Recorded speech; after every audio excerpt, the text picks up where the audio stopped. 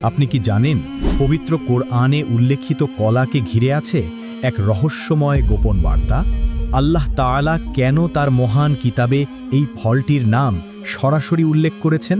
এর ভেতর লুকিয়ে আছে জান্নাতের বরকত, প্রশান্তি আর এক নীরব সতর্কবার্তা। আপনি কিভাবে এটি গ্রহণ করছেন তার উপরই নির্ভর করছে এর প্রভাব। সূরা আল ওয়াকিয়ায়ে আল্লাহ সুবহানাহু ওয়া তাআলা জান্নাতের সৌন্দর্য বর্ণনা করতে গিয়ে বলেন, তারা থাকবে কাঁটাবিহীন বৃক্ষের নিচে আর কলার সারি সারি গাছের মাঝে।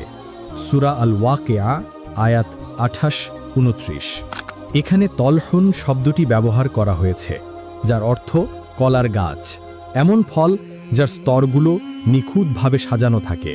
এটি প্রাচুর্য ও আল্লাহর পরিপূর্ণ সৃষ্টির প্রতীক। সুবহানাল্লাহ। এই ফলটিকে কোরআনে জান্নাতের নিয়ামতগুলোর একটি হিসেবে